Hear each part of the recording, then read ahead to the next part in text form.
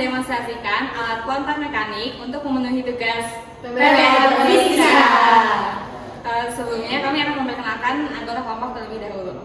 Dengan saya Alifi Febriani, NIM 160-24143. Saya Talita Sudirhan Lambang 160-24-131. Alin Negara 160-24-120. Sylvia Samratul Aini 160-24-116. Hanan Hasifah 160-24-130. El Triananta 160-24-137. Denindra 160-24-132. Novenika Puni Sugiono 160-24-117. Selamat menyaksikan.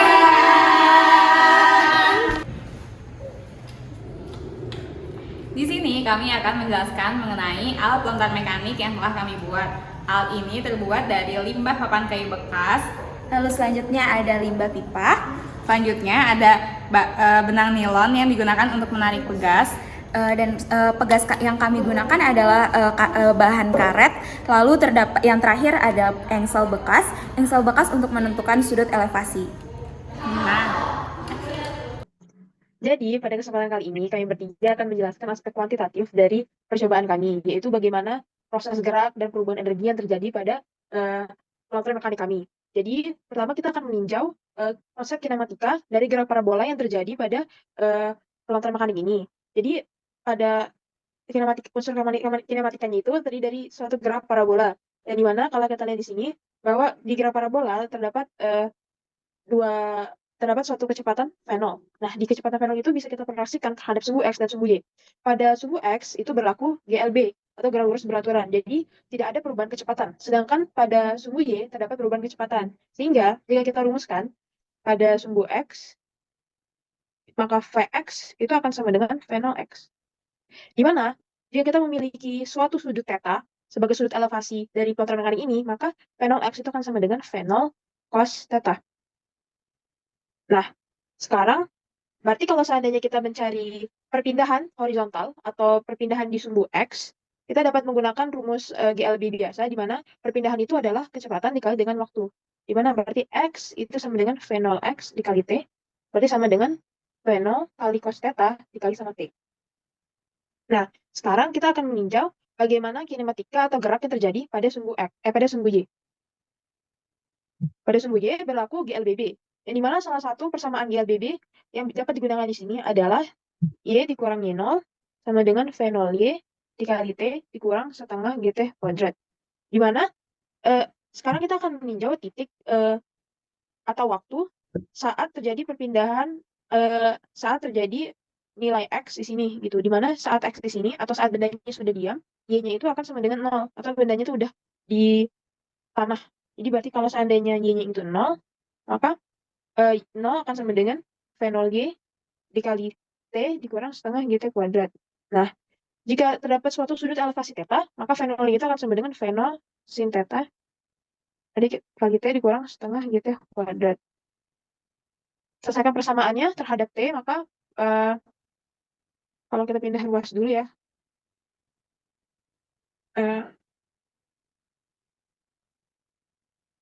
Maka ini bisa saling menghilangkan. Lalu berarti T itu bisa sama dengan 2 kali V0 dikali sin θ per G. Nah, sekarang kita kembali lagi pada kecepatan di sumbu X. Berarti saat di sini, maka X-nya itu kan tadi V0X dikali T ya. Saat waktu dia di sini, berarti X-nya itu akan sama dengan V0X dikali waktu yang udah kita tinjau di sumbu G tadi, yaitu 2 dikali V0 dikali sin θ per G. Yang berarti ini bisa kita bikin tadi V0X itu kan adalah V0 cos θ dikali dengan 2 kali V0 sin θ per G ya. Jadi sekarang kita buat biar lebih sederhana, karena 2 sin θ cos θ itu adalah identitas trigonometri, yang berarti sin 2 θ, maka ini jadi V0 kuadrat dikali sin 2 θ per G. Nilai X. Sehingga kita bisa dapatkan V0 kuadrat itu akan sama dengan X dikali G dibagi dengan sin 2 θ. Nah, selanjutnya kita akan lanjut ke bagaimana kita menghubungkannya dengan hukum kebakaran energi yang akan dijelaskan sama L setelah ini. Terima kasih. Baik, sekarang kami akan masuk ke hukum kekekalan energi. di mana energi mekanik inisial sama dengan energi mekanik di final. Di mana energi mekanik inisial ini adalah energi potensial pegas inisial ditambah energi kinetik inisial. Sama dengan energi potensial pegas final ditambah energi kinetik final. Energi potensial pegas inisial tersebut adalah setengah K delta X kuadrat ditambah dengan 0, karena di energi kinetik inisial ini P0-nya sama dengan 0. Kemudian energi potensial pegas di final itu 0, karena Y sama dengan 0. Ditambah dengan setengah mv0 kuadrat. Kemudian kita bisa coret setengahnya, dan kita bisa memperoleh nilai K sama dengan mv0 kuadrat per delta X kuadrat. Kemudian nilai K ini bisa kita jabarkan menjadi K sama dengan, di nolnya tadi adalah X kali G per sin 2 theta. Sehingga K sama dengan mx G per delta X kuadrat dikali sin 2 theta. Demikian nilai konstanta pegas yang kami peroleh dari percobaan ini. Di sini kita akan memperagakan alat pelontar mekanik yang kita buat. Pertama, kita ukur dulu sudut elevasinya sebesar 30 derajat. Setelah kita ukur sudutnya, kita tarik. Pada percobaan pertama didapat 180 cm. Pada percobaan kedua, sudut pelontaran yang kita gunakan adalah 45 derajat. Kita tarik. Pada percobaan kedua didapat 175 cm. Pada percobaan ketiga, kita gunakan sudut pelontaran sebesar 60 derajat.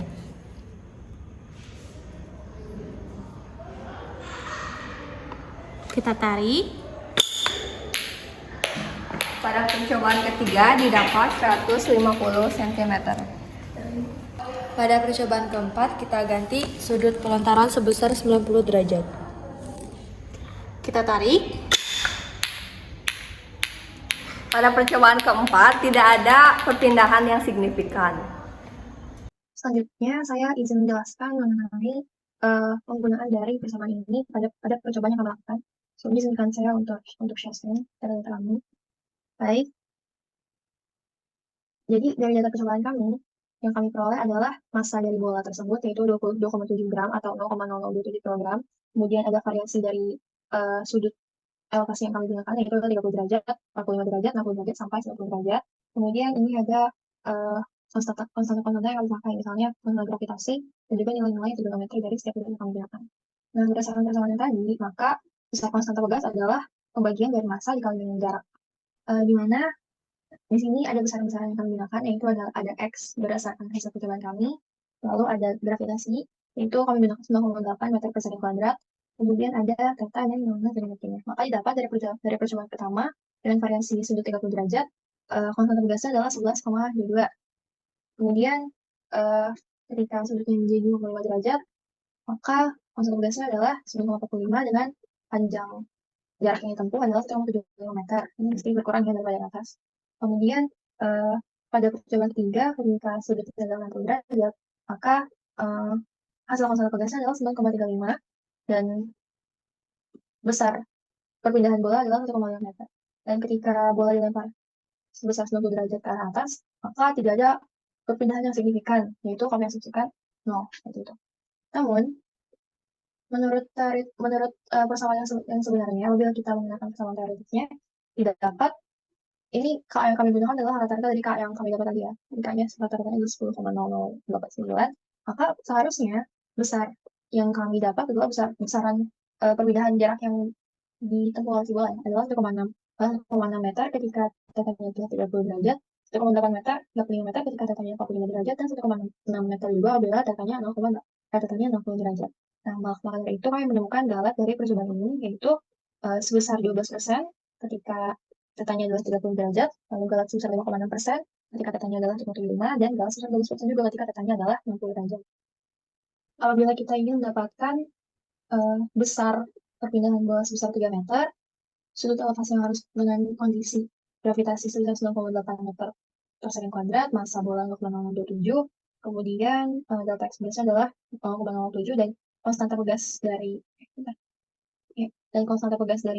pegas samudera 10,089, maka besar sudut yang harus kami ambil adalah pertama perhitungannya ya. Nah, berdasarkan perhitungan ini, maka simbol delta adalah massa kali jarak kali gravitasi per delta X dikuadratkan dikali 2. Massa kali X kali gravitasi, maka ini jadi kolom E7. Ini dikali dengan X.